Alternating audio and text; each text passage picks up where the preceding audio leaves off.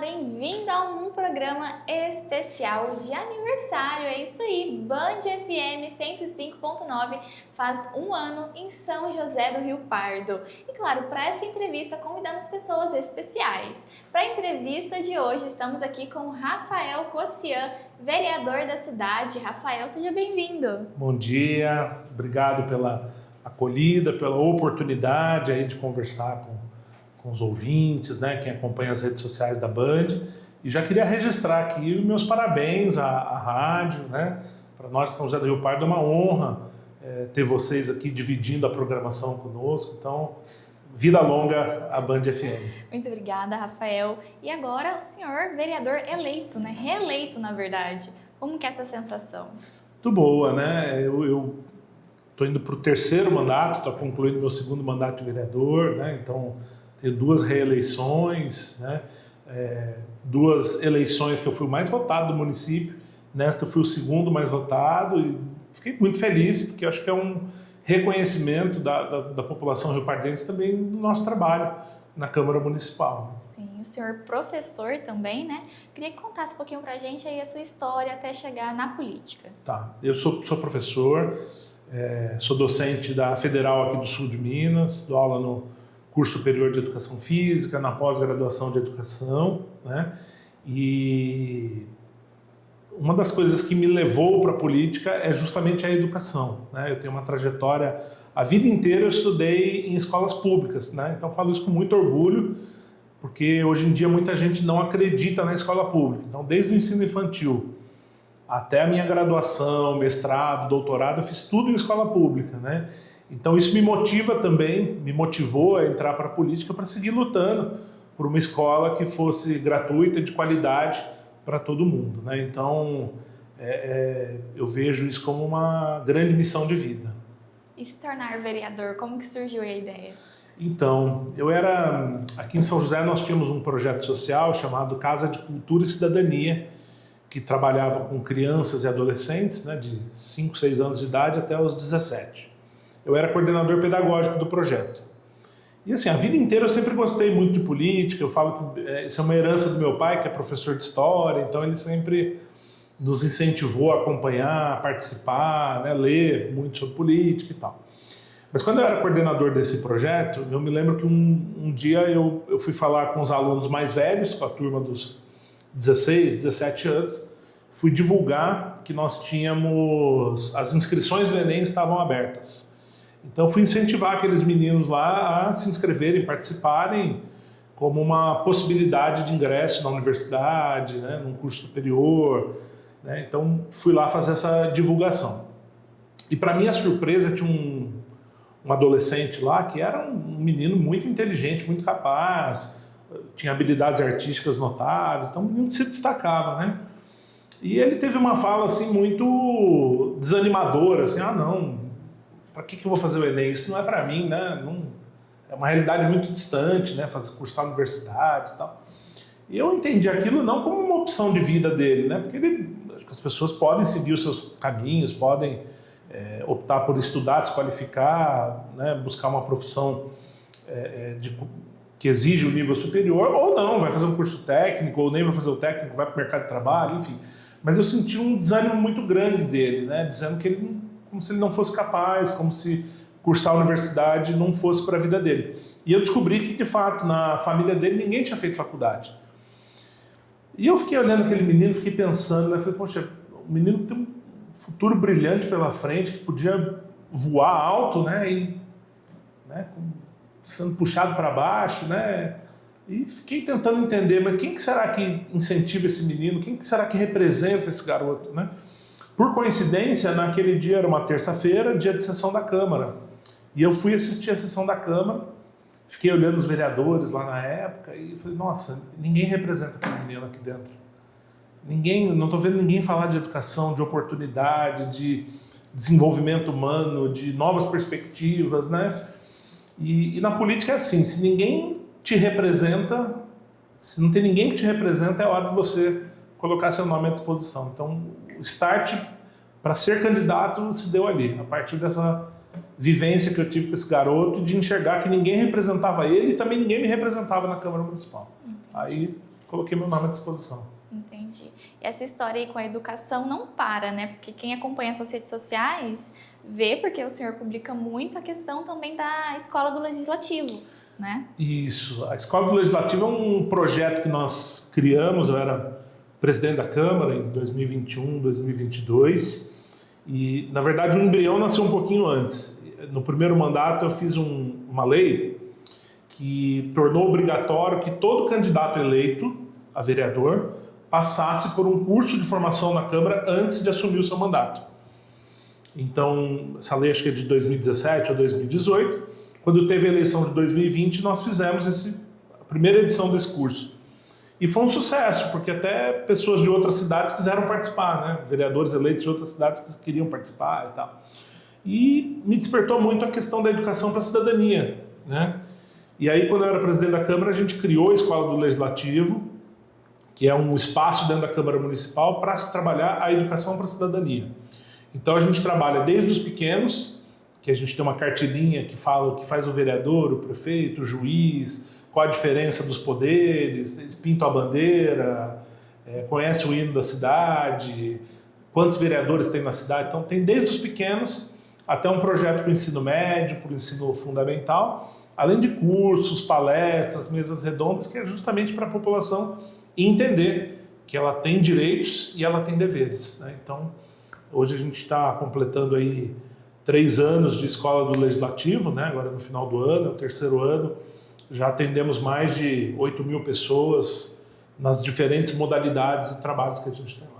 Nossa, que bacana. E é muito interessante porque hoje pessoas adultas, às vezes não sabem o papel da Câmara, da Prefeitura, né? Sim. O que faz as pessoas ali dentro. E esse projeto ele vem justamente para esclarecer, né, para a população. A ideia é justamente essa, né? Não só o papel dos 3 poderes, né? Até porque muita gente nos cobra, enquanto vereador, do papel que é do prefeito. Ó, tem um buraco na rua, o senhor precisa arrumar. Chegam para mim, né? Eu falo, não sou eu, isso é prefeito, mas cabe a gente cobrar também, né? Mas as pessoas não sabem distinguir. Mas acho que o principal ali é as pessoas entenderem que elas têm direitos, conhecerem as leis, né? Então, nós tivemos recentemente, por exemplo, uma palestra que fala sobre o direito de família, mulheres que sofreram violência, o que elas podem pleitear, onde que elas devem procurar, né? Então, assim, tudo aquilo que é direito, mas também dever do cidadão. Então, a gente faz esse trabalho na Escola do Legislativo. Exatamente, além de colocar as pessoas ali na participação da política também, né? Sim, porque acaba incentivando, né? Nós tivemos semana passada, por exemplo, um projeto com os meninos do ensino fundamental, chamado Parlamento Jovem. Eles apresentam projetos de lei, são selecionados, passam 2 dias dentro da Câmara para entender o funcionamento do Legislativo, para ver qual que é o papel do vereador. Tivemos reunião com o prefeito, com secretários. Na outra edição tivemos reunião com o Ministério Público, para eles conhecerem isso. Isso acaba despertando essa vontade de querer participar, né? Eu falo que política é uma coisa que todos nós temos que fazer, né? Lutar por uma cidade melhor é uma obrigação de todos nós, né? Então acho que isso acaba estimulando esses adolescentes aí a cuidar da cidade, pensar no futuro da cidade. Com certeza. Bom, são muitos projetos, né? Mas um também que eu gostaria que o senhor falasse é a transparência da Câmara. Isso, a Câmara de São José do Rio Pardo sempre foi muito transparente, assim, né, nos seus atos oficiais, né? Mas quando eu estava na presidência a gente quis ampliar em tudo aquilo que é possível. Então, tinha alguns atos que eles eram de publicação interna, a gente trouxe para o Diário Oficial, então tudo passou a ser 100% transparente. Mas eu queria destacar que nós implantamos aqui o sistema de votação eletrônica na Câmara Municipal. A votação eletrônica, além da gente conseguir dar uma agilidade para a sessão, ela registra numa súmula de votação como cada vereador votou. Então, isso fica como um registro histórico também, né? Para quando um cidadão quiser saber, olha, quem votou a favor de tal projeto, ou quem votou a favor contra tal projeto, ele vai no site da Câmara e consegue abrir todas as súmulas e ver se o vereador votou a favor, contrário, se ele faltou no dia, né? Então, isso dá uma transparência muito maior. Outra coisa que nós fizemos também, que eu acho que é muito importante, a gente, quando olha para Brasília, a gente está acostumado a ouvir falar de orçamento secreto, né? Que são as emendas parlamentares, que às vezes você não sabe para onde que foi, quem que destinou, de que forma está sendo executado. Aqui a gente colocou na lei orçamentária anual a obrigatoriedade de que o vereador, a gente consegue monitorar todas as emendas. Quanto destinou, para onde que foi, se já foi executado, se está em andamento, se não foi executado por qual motivo. Então, acho que é dever, né, do recurso público, tem que ser respeitado e o cidadão tem que saber como que cada centavo está sendo gasto. Exatamente, até nas próximas eleições, né, para ele saber essa questão de quem votar, tudo mais. Sim, sem dúvida alguma, acho que faz toda a diferença. Com certeza. Bom, e o seu mandato foi o mais produtivo da história, Rafael? Pois esse é um grande orgulho que eu tenho, ser o vereador mais produtivo da história da cidade, em números de proposituras, né, seja requerimentos, que é quando a gente questiona alguma coisa do prefeito, das secretarias, cópia de contrato e tal. Indicações, que é quando a gente sugere alguma melhoria, né, faça uma limpeza na praça tal, conserte o buraco em tal lugar, né, projetos de lei, projetos de decreto legislativo, então a gente ostenta aí bons números, felizmente, né, seja no mandato de 2017 a 2020, quanto nesse atual que termina agora, mês que vem. Fez história, né? Espero que sim, e fica um desafio para os próximos também, né? Acho que é aquele bom desafio, né? Tentar ser produtivo, eu acho que é quem ganha é a cidade. Tem um projeto que eu acho que a gente não pode deixar de pautar ele, né? Que é a questão da Câmara Sustentável. Principalmente agora, no período que a gente está passando de muita seca, apesar da chuva, a seca está predominando, né? Gostaria que o senhor falasse um pouquinho também desse projeto. Ô, Geis, eu era aluno no ensino fundamental, no ensino médio, e a gente ouvia os nossos professores de biologia, de ciências, dizendo assim que se a gente não cuidar da natureza, a conta vai chegar. Só que a gente sempre projetava isso para gerações futuras, né? Pensa que o seu neto vai ter problemas, né, se a gente não cuidar do planeta e tal. E essa conta já chegou, né? Dias extremamente secos, ondas de calor, temperaturas altas insuportáveis, queimadas recentemente, que a gente teve no estado de São Paulo, insuportável de respirar.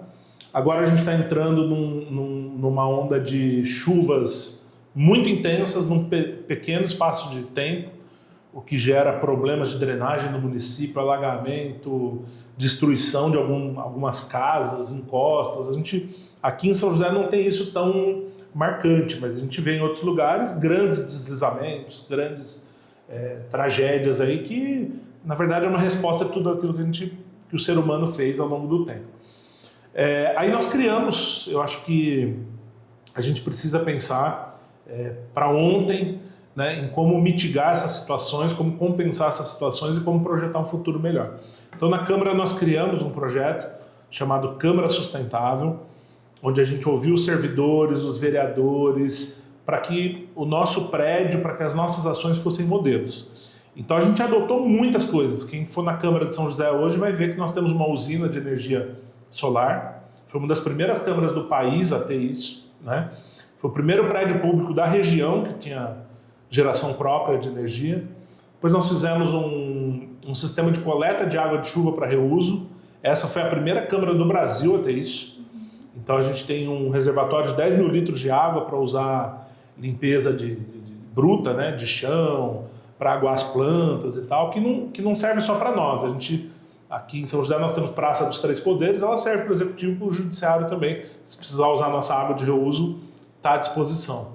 E várias outras ações, trocamos as luzes convencionais por luz de LED, usamos torneiras temporizadas, secador de mão com soprador, né, redução de papel consideravelmente, colocamos uma estação de reciclagem lá dentro. Então, a gente adotou várias ações que podem parecer pequenas, mas quando você aglutina tudo isso, tem um resultado gigantesco, né? E a nossa proposta agora, inclusive eu levo isso para o próximo mandato, é tentar expandir isso para outros órgãos públicos, né? Eu sonho que toda escola possa ter sua geração própria de energia, possa fazer algo que a gente faz na Câmara. Chega no final do ano, a gente calcula tudo de papel que nós usamos e transformamos isso em árvores e plantamos árvores. Nossa. Então, para o próximo mandato, a gente quer expandir isso para as escolas, para que cada aluno compense todo o uso do papel que ele fez plantando uma árvore por ano, né? Então, tive semana passada com a ministra Marina Silva para discutir esse projeto, implantação de um parque linear, que as crianças plantariam isso num parque, né? Então, eu acho que ver esse resultado seria muito inspirador para as nossas crianças. Então, o programa Câmara Sustentável tem um pouco disso, né? Conseguimos a chancela do Ministério do Meio Ambiente para ter uma sala verde dentro da Câmara, né? A gente faz parte da rede do Legislativo Sustentável, recebemos a certificação do A3P, né? Que é Agenda Ambiental da Administração Pública. Então, são resultados desse trabalho aí do programa Câmara Sustentável. E incentiva os moradores também, né? Sem dúvida, porque acho que eu vejo assim, como isso mudou um pouco até a realidade dos servidores da Câmara, né? Quando a gente implantou isso, nós não tínhamos coleta seletiva na cidade. Hoje nós temos uma parceria da Prefeitura com o Instituto Recicleiros, que faz coleta seletiva na cidade inteira. Na época nós não tínhamos isso. Mas nós implantamos um ponto de coleta na Câmara. E as cooperativas, os catadores podiam ir lá e retirar isso. Então fez com que os servidores da Câmara se habituassem a levar os seus resíduos recicláveis para dentro da Câmara Municipal e esses catadores levavam embora. Hoje a gente tem essa coleta na cidade inteira. Mas os servidores da Câmara, além do dia que eles põem na porta de casa, eles acabam levando nos outros dias para deixar num local reservado da Câmara que a cooperativa leva. Então isso muda o comportamento, isso transforma as pessoas, né? Então, com certeza. E tem um impacto social grande. Com certeza. E ambiental, né? Demais. E, Rafael, o senhor foi o único candidato de São José do Rio Pardo que assinou o termo de compromisso com a bancada do clima. Explica um pouquinho pra gente também. Foram 2 termos de compromisso. Um com a bancada do clima, que era um grupo de candidatos e parlamentares, Brasil inteiro, que se compromete a colocar os seus mandatos à disposição para se discutir as questões climáticas, as questões ambientais. Então a gente tem vereadores desde São Paulo capital, a maior cidade do Brasil, até cidades que são muito pequenas. Então eu assinei esse termo de adesão, esse termo de compromisso. A ideia é que a gente atue em rede, né? Que a gente possa pensar em soluções conjuntas para os nossos municípios. E assinei um outro termo de compromisso com uma organização não governamental chamada Clima de Eleição, né? Então a gente fez adesão também. Essa comportava 54 ou 59, agora não me recordo, instituições e organizações que trabalham com questões ambientais, nacionais e internacionais. Também com o mesmo propósito, colocar o mandato à disposição para se debater questões ambientais. Eu fui o único que assinei, não sei se os demais tiveram ciência, oportunidade, mas São José vai ter um representante que está ligado a essas 2 instituições pensando no clima. Que bacana. E o senhor posta tudo nas suas redes sociais, né? Então, para quem quer saber um pouquinho como tudo que está sendo realizado, que o senhor está ali à frente, pode entrar nas redes que tem tudo lá. Sim, né? Sim. Tanto Facebook, Instagram, né? Só ir lá, Rafael Cossian, vai ver. As redes, eu acredito que é uma forma de transparência do nosso mandato também. Com certeza. Bom, o senhor falou aí, né, da sua presidência nesses últimos anos na Câmara. 2025 a gente possa esperar que o senhor vá pleitear? Então, fui presidente da Câmara em 2021, 2022, um momento difícil, a gente estava passando por pandemia em 2021. Tive a felicidade de ter uma colega, a vereadora Lúcia, que é bastante experiente, me sucedeu, deu continuidade a todos esses projetos, pediu que eu continuasse à frente da Escola do Legislativo, né? E agora a gente está concluindo o mandato, abrindo aí uma nova legislatura, né? Devo colocar meu nome à disposição dos colegas vereadores para que assuma a presidência da Câmara. Entretanto, é sempre um diálogo político, né, entre situação, vereadores que se elegeram pela oposição e tal, para que a gente tente uma composição, né? Eu costumo dizer que o presidente da Câmara ele não é presidente de um grupo ou de outro, ele representa o poder legislativo, né? Então, devo colocar o nome à disposição. Se os colegas entenderem que a gente tem esse perfil, estaremos lá, né? Mas política ainda é sempre uma construção, né? Estamos dialogando. Ah, que bacana. Bom, e agora, Rafael, vereador, né? Tem algum projeto aí que o senhor deseja prosseguir agora? Talvez algo que te preocupe, que o senhor queira colocar aí como principal mudança? Tem muitos projetos. Eu acho que a cidade tem avançado bastante, mas a gente sempre tem coisas a melhorar, né? Então, ao longo da campanha, a gente assumiu alguns compromissos. Eu acho que São José do Rio Pardo precisa ter uma universidade, uma faculdade pública, estadual ou federal. né? Então, estive em Brasília semana passada para tentar um diálogo no Ministério da Educação em relação a isso. Então, é um compromisso que ao longo desses 4 anos eu quero lutar muito, né, para que os nossos jovens, né, terminou o ensino médio, não tenham que sair para grandes centros para poder estudar, né, ter a oportunidade de ficar por aqui, e isso também alavanca o desenvolvimento do município, né? Tem a questão ambiental, que eu acho que é muito séria. A gente precisa fazer uma revisão de todas as nossas leis que tratam das questões ambientais. Em algumas a gente tem que ser mais enérgico, mais duro, outras têm que ser modernizadas com coisas que estão sendo adotadas não só no Brasil, mas mundo afora, né? E, enfim, tem vários desafios. Geração de emprego e renda é um grande desafio. São José tem mostrado números importantes na geração de emprego, mas a gente sabe que ainda tem uma lacuna, então vamos trabalhar para melhorar isso, né? Saúde é uma questão que preocupa muito a população, então eu acho que a gente sempre tem coisas a melhorar. E eu queria destacar uma carência que nós temos não só aqui em São José, mas em toda a região, que foi uma sugestão que eu recebi ao longo da campanha e que eu adotei com muito carinho. Teve um eleitor que me procurou para dizer, olha, nós temos um problema sério aqui e nas outras cidades. Nós não temos um local para destinação dos nossos animais quando eles morrem. Não temos cemitério pet, nem em São José, nem em Mococa, nem em São João, nem nenhuma cidade da região, né? E isso é um problema. Eu não sei como fica nas outras cidades, mas aqui em São José é um problema, porque ou, eventualmente, um veterinário dispõe de uma área particular, ele tem um sítio, ele tem uma chácara, ele acaba enterrando aquele animalzinho, ou mesmo a família tem um quintal lá que ela pode enterrar, ou isso vai virar um problema público. E é comum a gente ver corpo de um animal jogado em via pública, num terreno, numa praça, né?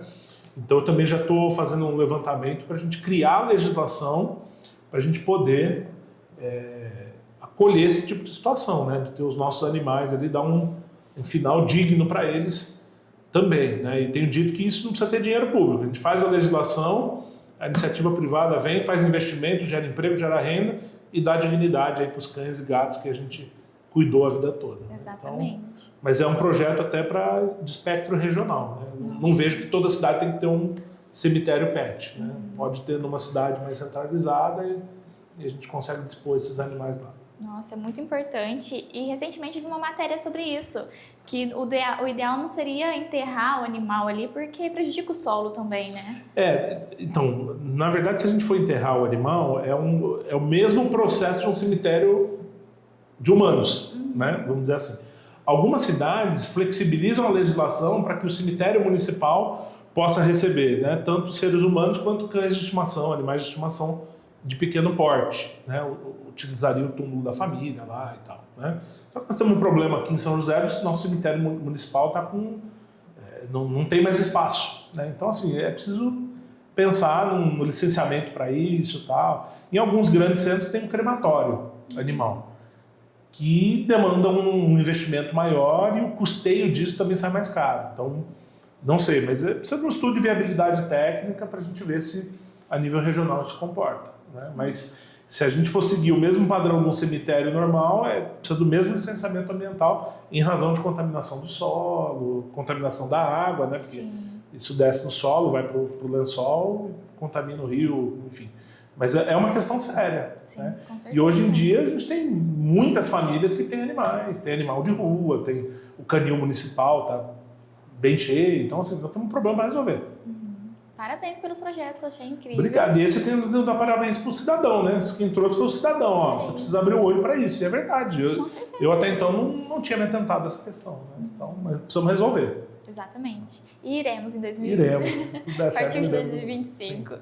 Bom, Rafael, muito obrigada, tá, por vir aqui, principalmente nessa data especial para nós. Né? Eu queria que você falasse um pouquinho aí o que a Band hoje, né, um meio de comunicação, representa aí para São José do Rio Pardo. Eu queria novamente cumprimentar a Band FM. Para nós foi uma grata surpresa, né, que a Band abriu também um estúdio aqui em São José do Rio Pardo, fazendo uma transmissão compartilhada, Mococa, São José, né, para todos os ouvintes da região.